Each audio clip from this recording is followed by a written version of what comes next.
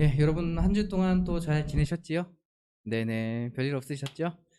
네, 우리 옆 사람 보시면서 이렇게 인사해 보실까요? 잘 오셨습니다. 잘 오셨습니다. 네. 다시 한번 인사할 때는 사랑하고 축복합니다. 한번 인사해 볼까요? 사랑하고 축복합니다. 예, 사랑하고 축복합니다. 네, 사랑하고 축복합니다. 네.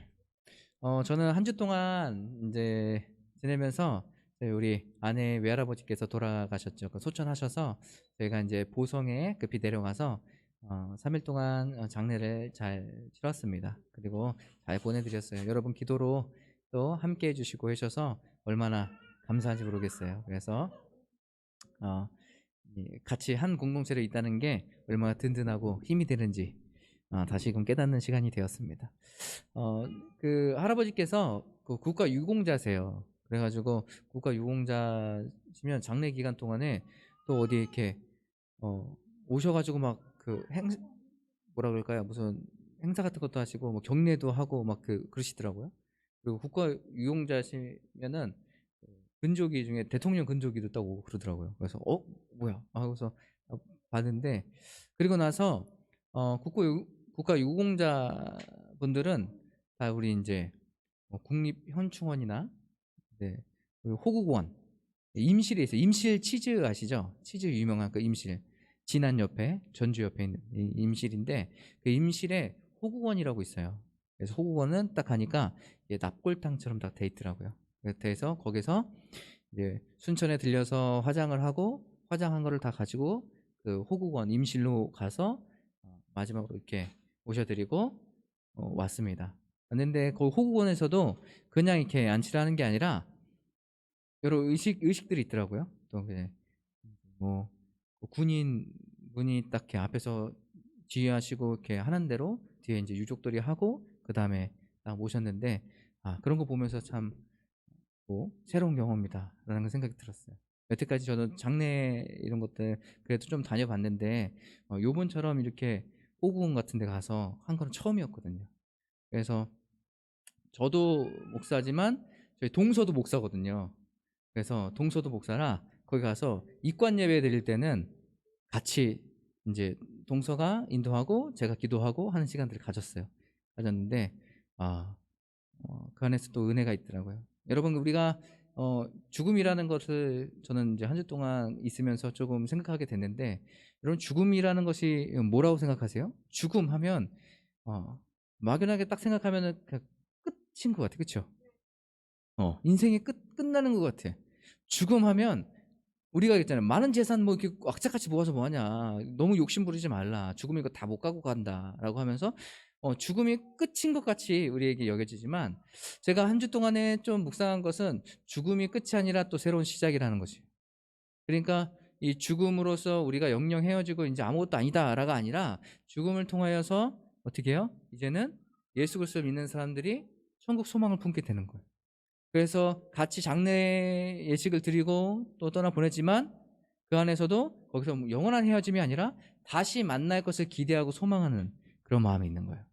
그러니까 장례 절차를 치르면서 그냥 슬프고 안 되고 어렵고 힘든 그런 게 아니라 그 장례 절차 안에서 우리가 소망을 품고 다시 만날 날을 기대하는 그런 시간들을 가져야 되겠다라는 생각이 들었어요. 여러분, 우리에게 천국 소망이 있죠. 그래서 우리는 다시 만날 거예요. 이것을 기대하고 소망하고 우리가 살아가셨으면 좋겠다는 마음이 있었습니다. 이번에 저희 내려가서 정말로 굉장히 놀라운 한 사건을 경험하게 됐어요. 뭐냐면 이제 그 장례식장에서 다 잘 수가 없었거든요. 다 잘 수가 없으니까 어떻게 하면 부분적으로 이렇게 나눠서 이제 집에서 옆에 근처 집에서 자고 그랬거든요. 근데 이제 저랑 아내랑 제 딸이랑 하율이는 먼저 이제 다른 곳에 갔고 제 딸이랑 또 이제 사촌 여자애랑 같이 네 명이서 같이 자려고 그랬어요. 자려고 이제 막 준비 중에 있는데 아내가 저기 애들 이불 좀 깔아줘 그러더라고요. 그래서 제가 이제 옆에 이불이 싸져 있길래 거기 이불을 싹 깔았습니다. 그래서 앞에 딱 깔고 이게 너무 이렇게 얇으니까 좀 두껍게 깔려고 하나 더 위에다 더 깔고 해서 내 편히 자라 하민이가 딱 마침 누웠어요. 그래서 제가 베개도 갖다 주고 덮는 이불도 막 이렇게 던져줬어요. 네. 에라 잘 자라 하면서 이렇게 던져줬거든요. 던져 딱 줬는데 주고 나서 이제 하나를 더 이렇게 피려고 딱 봤더니 갑자기 뭐가 싹 지나가고 있는 거예요. 뭐가 지나갔을까요? 바퀴벌레 같아요? 땡! 진해가. 여러분 그 진해 그 약으로 쓰잖아요, 그렇죠? 약으로 쓰는데 여러분 그 진해 한번 보셨어요? 많이 봤어요? 근데 저 진해를 예전에 제주도 가서 한번 봤었는데 어.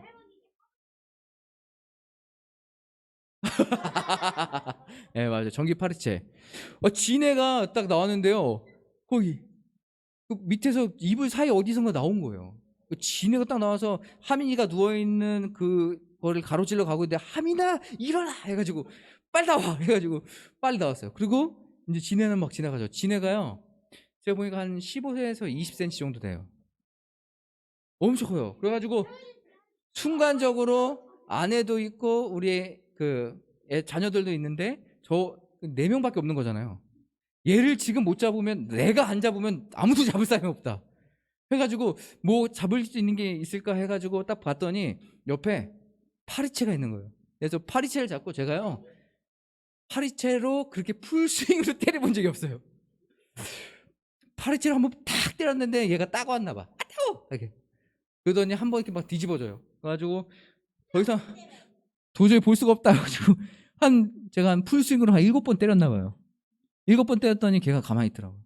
그래가지고 걔도 또 이렇게 해서 장사 지내고 왔습니다. 그런데 그때부터 가장 안전한 집이라고 하는 그 공간 있잖아요. 네. 가장 안전한 집이라는 공간에서 딱 있으면서 우리가 그 바퀴벌레 요만한 거 하나만 나와도 뭐 이렇게 계속 이렇게 보잖아요. 그렇죠? 그러면서 들어갈 때마다 이렇게 보는데 그만한 지네가 있다는 게 막 그래서 계속 그냥 그 가장 안전하다라는 곳에 계속 이제 괜찮겠지? 괜찮겠지 하면서 막 계속 눈을 굴렸던 기억이 나요. 바퀴벌레 한 마리도 막 이렇게 집에 들어가면 막 난리 나잖아요. 그렇죠? 저희 바로 맞은편 앞집에 초인종 밑에 바퀴벌레 이만한 게 있었던 거예요. 근데 저도 몰랐어요. 하유리랑 같이 이제 엘리베이터 타려고 기다리고 있었는데 딱 보는데 마침 계단으로 그 집 딸이 들어오는 거예요. 강아지랑 같이. 그러면서 문을 따따따따따 열더라고요. 열어가지고 문을 딱 열자마자 이 자매가 밑에 있는 그걸 본 거예요. 벽에 붙어 있는 바퀴벌레를. 그래가지고 갑자기 와 하고 소리 지르면서 문을 딱 닫았는데 얘가 소리 지르면서 이 바퀴벌레도 놀랐는지 방으로 들어가면서 문을 닫아버렸어. 여러분 찝찝해서 살 수 있겠습니까? 그치? 그러면서 다 거기 있는 사람 다 당황했어요. 어떡하지? 바퀴벌레를 못 들어가게 하려고 문을 닫았는데 바퀴벌레 들어가자마자 문을 닫았어요. 어디로 가는지도 모르겠고 방에 들어가니까 다 맹붕이 왔죠. 역시 맹붕이 왔을 때는 누굴 찾아요? 아빠를 찾죠. 역시 들어가면서 아빠 들어가면서 찾더라고요. 그래서 어떻게 된지 모르겠어요. 잡았는지 안 잡았는지 모르겠는데 그 잡았겠죠. 우리가 가장 안전한 곳이라고 생각했는데 그런 위험과 그런 것들을 바라보니까 그때부터 거기가 안전한 곳이 아닐 수도 있겠구나 하는 생각이 들었어요. 그러면서 계속 보게 되고 계속 경계하게 되더라고요. 제가 이 일들을 좀 겪으면서 어떤 생각이 들었냐면 우리 인생 가운데 가장 안전한 곳이 있을까? 라는 생각이 했어요. 여러분이 생각하기에 가장 안전한 곳이 어디라고 생각하세요? 교회, 천국. 네. 아마 맞아요. 천국 가면 가장 안전한 곳이겠죠. 우리가 이 세상을 살아가면서 내가 믿고 있었던 의지하고 있었던 가장 안전해 이거 정도면 괜찮아. 공간이 될 수도 있고 어떤 사람은 어떤 돈이 될 수도 있고 어떤 사람이 될 수도 있겠죠. 이 사람한테 다가가고 이 사람에게만 손만 붙잡고 있으면 나는 이제부터 승진은 승승장구야. 이 라인을 잘 타야 돼 하면서 그렇게 붙잡는 사람들이 있을 거예요. 아니면 내가 돈이 있어야 돼. 그러니까 돈을 많이 모아야 돼. 돈을 차곡차곡 내가 돈만 있으면 이 세상은 안전하고 편안하게 살 수 있어 라고 생각하면서 막 모으는 사람도 있겠고 우리가 세상을 살아가면서 안전하다고 하는 곳 그런데 제가 이번 일들을 좀 겪으면서 정말 안전한 것은 없겠구나 생각이 더 들었어요. 사람을 의지하는 것 그것도 언젠가는 깨질 수 있어요. 돈을 의지하는 것 돈이 많다가도 어느 순간 갑자기 사라질 수 있어요. 그러면 어떻게 해, 인생이? 돈을 의지했던 사람은 돈이 없으면 그냥 망한다고 생각하는 거예요. 사람을 의지했던 사람이 사람이 없으면 망한다고 생각하는 거예요. 그러니까 온 세상은 다 불안한 것 같아요. 지금 이 시대에 살아가는 우리가 이런 어려움과 여러 가지 상황 속에서도 가장 안전한 것이 있다고 한다면 그것은 예수 그리스도 아니겠습니까? 하나님 아니겠어요? 어떠한 상황에도 하나님이 우리와 함께 하신다면 그것이 바로 안전한 곳이 되는 거예요. 여러분, 오늘 우리가 아까 성경 퀴즈에도 막 요셉 얘기를 했었잖아요. 오늘도 요셉 얘기 할 거예요. 왜? 요셉은 진짜 다사다난한 삶을 살았어요. 그렇죠? 그 어린 나이에 형들에게 매맞다가 죽이려고 했는데 아니다, 얘 그냥 팔아버리자 하고지고 그 애굽의 종으로 팔아버렸어요. 형들이, 친형들이. 그러니까 팔았으니까 거기 가서 종으로 살다가 이제 조금 잘 되려고 그랬어요. 이제 종으로 살고 있는데 보디발 장군의 그 종으로 있다가 보니까 하나님께서 이 요셉에게 막 은혜를 베풀어 주시는 거예요. 그 은혜가 이 요셉한테만 있는 게 아니라 누구한테도 있어요? 이 집안에 흘러가는 거예요. 이 집안에 흘러가니까 이 보디발이 봤을 때 너무 좋은 거예요. 그러니까 야, 너 진짜 대단하다. 이제부터 네가 나이도 어리고 종이지만 우리 집에 있는 모든 것을 네가 다스려라. 모든 것을 네가 마음대로 해. 잘 관리해줘. 그래서 모든 것을 맡겼어요. 여러분, 모든 것을 맡긴다는 게 이게 가능한 일입니까? 이때 당시에 이 요셉 나이가 몇이겠습니까? 20이 안 됐어요. 10대예요. 여러분, 10대에 이런 것들을 전 재산을, 그 보디발이라는 장군이 얼마나 많은 재산이 있었겠어요. 왕의 친히 대장이었는데 많은 재산과 지위와 권력이 있었는데 그 집안의 모든 것을 다스릴 수 있는 사람이 누구예요? 보디발 다음에 종 요셉이었다는 거예요. 하나님께서 그 어렵고 힘든 상황, 종으로 팔려갔지만 그 안에서도 어떻게 했어요? 도와주셨어요. 그래서 좀 잘 되는가 싶었어요. 잘 풀리는가 싶었어요. 그랬더니 그 다음에 어떤 일이 벌어집니까? 오늘 보디발의 아내가 있었는데 이 아내가 어떻게 해요? 그 요셉에게 유혹하는 거예요. 야, 너 나랑 나쁜 짓 좀 하자. 막 이렇게 하는 거예요. 나쁜 짓 하자고. 하나님 앞에 보시기에 죄를 짓자고 얘기하는 거예요. 그래서 이 요셉이 어떻게 했냐면 막 피해 다녔어요. 그 보디발의 집이 크잖아요. 그러니까 요셉이 저기에서 보디발의 아내가 온다 그러면 막 이렇게 피해 다니는 거예요. 막 도망 다니고 막 돌아다니고. 그래서 막 피해 다녔는데 여러분, 그 주인이 이 종을 언제든지 부를 수 있죠. 그렇죠? 종이니까. 그러니까 요셉을 불러요. 어느 날 불러서 야, 너 오늘 나쁜 짓 하자. 그랬는데 이 요셉이 뭐라고 얘기합니까? 내가 어떻게 하나님 앞에 득죄하리요? 내가 어떻게 하나님 앞에 죄를 짓겠습니까? 난 그럴 수 없습니다 하면서 어떻게 하냐면 도망가요. 그렇죠? 도망가요. 너무 급하니까. 근데 아내가 딱 잡았는데 옷도 그냥 팽개쳐지고 도망가요. 왜요? 죄를 짓지 않기 위해서. 여러분, 저는 이 모습을 보면서요, 우리가 죄에 대해서, 죄의 유혹이 올 때 우리는 어떠한 자세를 취해야 될까라는 것을 좀 생각해 보게 됐어요. 여러분, 죄의 유혹이 왔을 때 여러분 어떻게 하십니까? 나는 죄를 이길 수 있어. 그러면서 막 죄의 막 유혹이 와도 괜찮아. 거기에 그냥 머물러서 가만히 막 다 받고 계세요? 그러면 여러분, 죄의 유혹을 이길 수 있을까요? 쉽지 않아요. 쉽지 않아요. 음란한 것에 대해서 막 얘기 나오는데 그러면 음란한 것을 죄 이기려면 어떻게 해야겠어요? 안 봐야죠. 그렇죠? 벗어나야 되잖아요. 근데 난 이길 수 있어 하면서 다 노출되어 있는데 거기서 한가운데 서서 난 이길 수 있어 하면서 거기서 서 있다면 그게 이길 수 있는 겁니까? 아니에요. 반드시 쓰러지게 돼 있어요. 오늘 요셉이 어떻게 했어요? 그 상황 가운데서 도망갔어요. 멀어졌어요. 뛰쳐나갔어요. 우리도 그러한 상황들을 만들지 않고 뛰쳐나가야겠다. 죄의 유혹과 이런 것들이 찾아왔을 때 우리 어떻게 해요? 거기서 벗어나 버리는 거예요. 아예 벗어나 버려요. 우리의 삶에서 이런 것들이 좀 필요하지 않을까 생각됐어요. 그래서 우리가 있는 곳에서 그런 유혹들이 올 때마다 우리가 어떻게 해요? 그 자리를 피하는 거예요. 도망가는 거예요. 일단 도망가세요. 그래서 이 죄에 물들지 않도록, 죄에 넘어지고 쓰러지지 않도록 우리가 피하는 것이 필요합니다. 오늘 이 피한 사건으로 인해서 요셉이 어떻게 되냐면 지금까지 좀 잘 된가 싶더니 여기서 모함을 받게 돼요. 그래서 보디발의 아내가 모함을 하죠. 얘가 나를 어떻게 하려고 그랬다 라고 해가지고 이 보디발이 알게 돼서 얘를 어떻게 하냐면 감옥에 가둡니다. 이제 조금 잘 풀리려고 했더니 감옥에 가둔 거예요. 요셉으로서는 굉장히 억울하지 않겠습니까? 그러니까 아무것도 안 하고 그냥 잘 다스리고 최선을 다해서 했는데 이렇게 됐다는 거예요. 그런데 오늘 말씀해 보니까 오늘 말씀은 이 요셉이 감옥에 갇힌 다음에 그 이야기예요. 감옥에 갇힌 다음에 이야기인데 우리 20절 한번 같이 보시겠습니까? 20절. 20절 함께 읽어보도록 하겠습니다. 시작. 이에 요셉의 주인이 그를 잡아 옥에 가두니 그 옥은 왕의 죄수를 거두는 곳이었더라. 요셉이 옥에 갇혔으나, 여러분 맨 마지막은 요셉이 옥에 갇혔으나 라고 했을 때 뭔가 반전이 있는 건 아니겠습니까? 옥에 갇혀서 힘들었다 여기서 끝난 게 아니라 옥에 갇혔으나 라고 얘기했어요. 그럼 반전인데 어떠한 반전? 지금 잘 되려고 했을 때 모함을 받아서 지금 감옥에 갔어요. 감옥에 갔으나 그 다음에 무슨 얘기가 나올지를 우리가 한번 같이 봤으면 좋겠어요. 21절 한번 같이 보실까요? 21절 시작. 여호와께서 요셉과 함께 하시고 그에게 인자를 더하사 간수장에게 은혜를 받게 하시매. 아멘.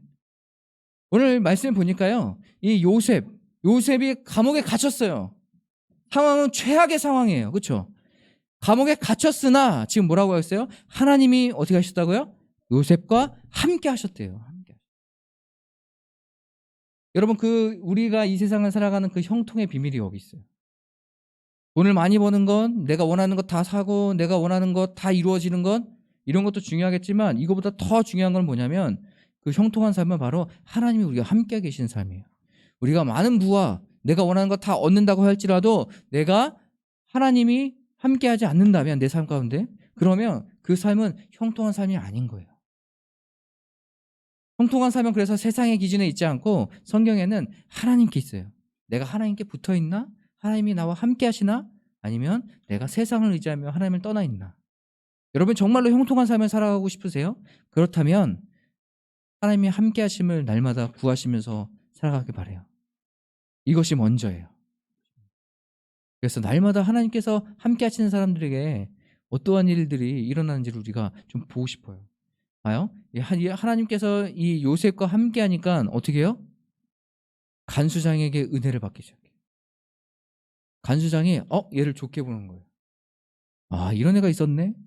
함께 하시고 이 요셉과 여러분 그 옥에서 하나님이 함께 하신다고 뭐 달라지고 뭐 있겠어요. 그냥 옥에 갇혀서 그냥 있는데 간수장이 얘를 뭘 좋게 보겠어요. 모르죠. 그렇죠?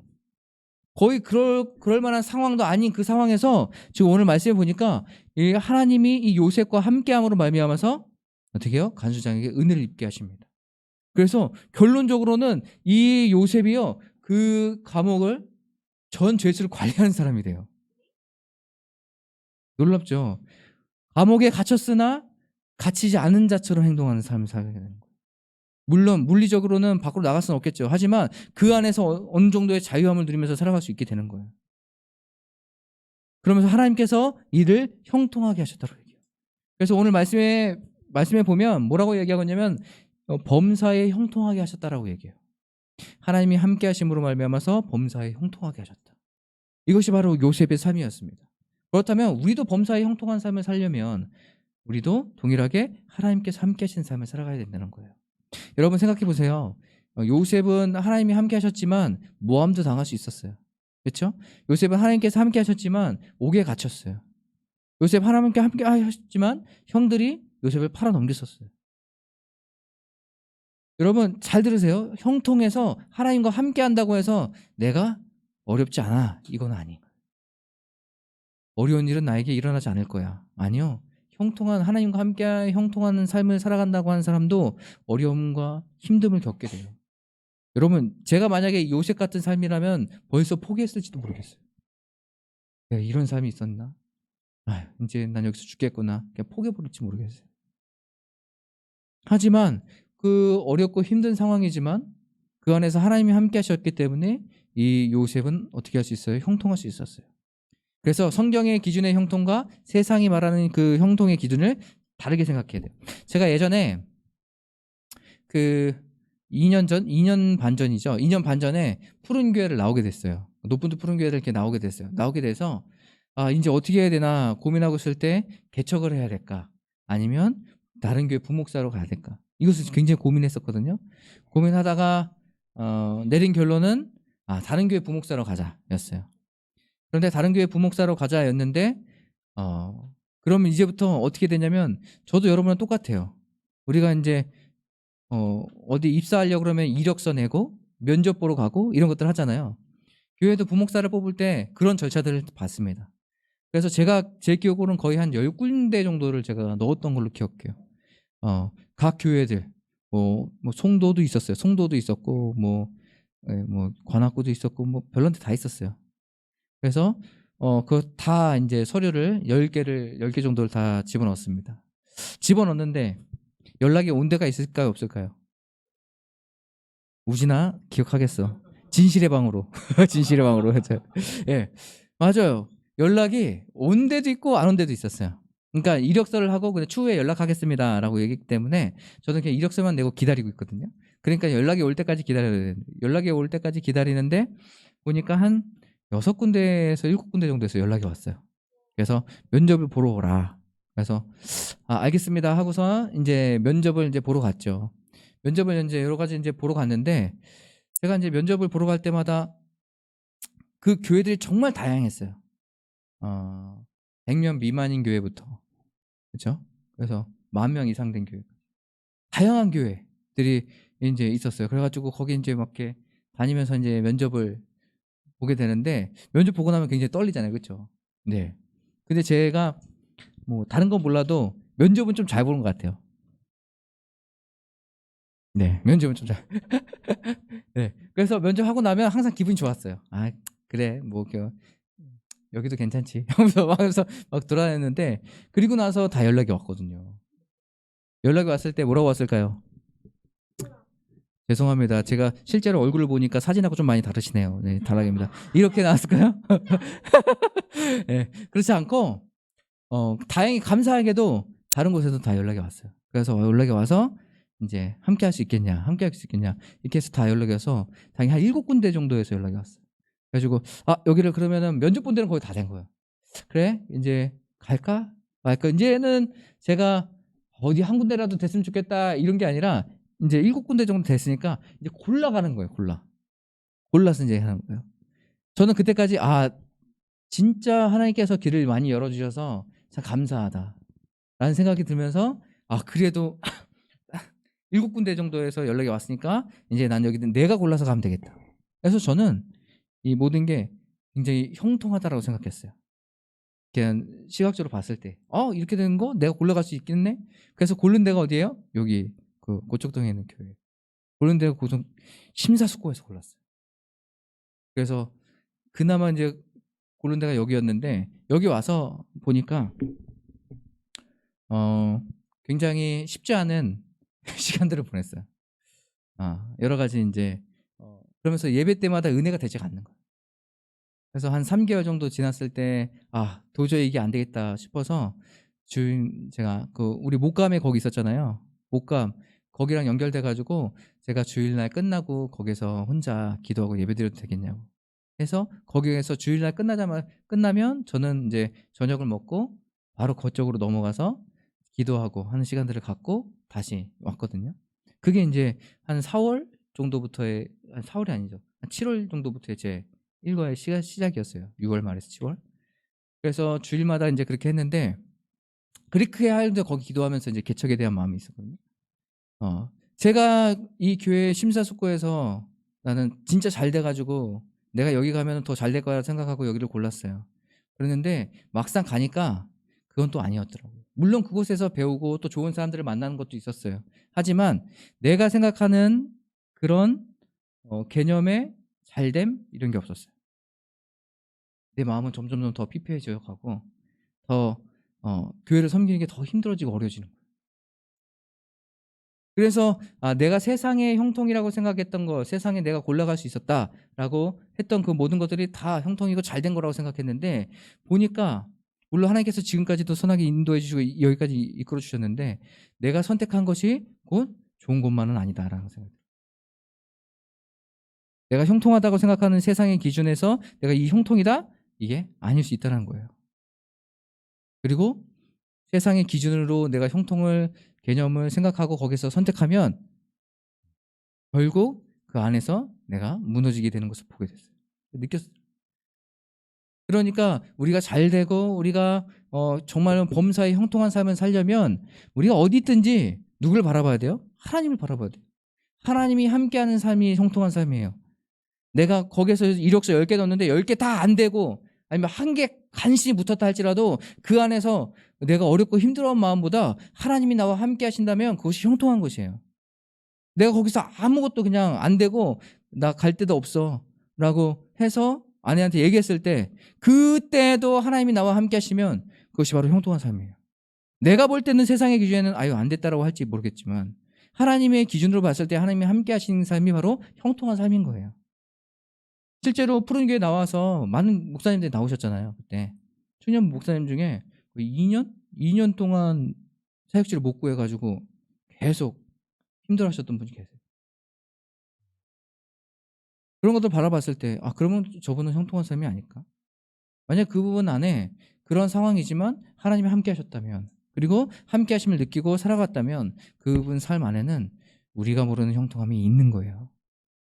이것이 바로 성경이 얘기하는 형통함입니다. 사랑하는 성도 여러분, 우리가 지금 보여지는 세상의 일들을 바라보면서 좌절하고 낭망하지 마세요. 요셉보다 더 힘든 삶을 살아가고 있는 사람 혹시 계세요? 집에서 혹시 다른 데서 종살이 하면서 사는 분도 계십니까? 없으시잖아요. 그렇죠? 그런데 그럼에도 불구하고 이 요셉의 삶 가운데 하나님께서 함께 하심으로 말미암아서 형통함을 허락해 주시잖아요. 그 형통함이 우리의 형통함이 되길 바랍니다. 하나님이 날마다 함께하고 인도하시는 삶, 이 삶을 기대하셨으면 좋겠어요. 있죠? 우리 이 시간에 같이 찬양하실까요? 찬양하는 나와 함께 하시는 하나님이라는 찬양이에요. 네. 여러분 그거 아세요? 형통한 삶, 하나님과의 은혜로 말미암아 형통한 삶을 살아가는 사람들에게는 자기 자신으로 끝나지 않아요. 그 형통한 삶의 그 은혜가 다른 사람들에게 흘러갑니다. 그 공간에 흘러가요. 우리 따뜻한 교회 안에 여러분 한 사람 한 사람이 하나님과 함께함으로 말미암아서 형통한 삶을 살아가고 누리기 시작할 때 그 형통한 삶의 은혜가 저뿐만 아니라 여기 있는 주변 사람들에게 흘러가기 시작하는 거예요. 그러니까 어떻게 해요? 보디발에게 인정받게 되는 거예요. 관수에게 인정받게 되는 거예요. 이게 진짜 형통한 삶이구나. 하나님이 이 사람과 함께하는구나. 내가 이것을 알고 보고 느끼고 배우기 시작하는 거예요. 그래서 이 사람들 어떻게 하겠어요? 나도 하나님과 함께하는 그 형통함을 갖고 싶다. 그래서 하나님을 바라보기 시작하는 거죠. 이것을 꼭 기억하고 하나님이 우리 형통의 기준인 거라고 생각하고 우리가 범사에 형통할 수 있도록 하나님 우리와 함께 해주시옵소서라는 마음을 가지고 같이 이 찬양 부르시며 주님 앞에 나가시겠습니다.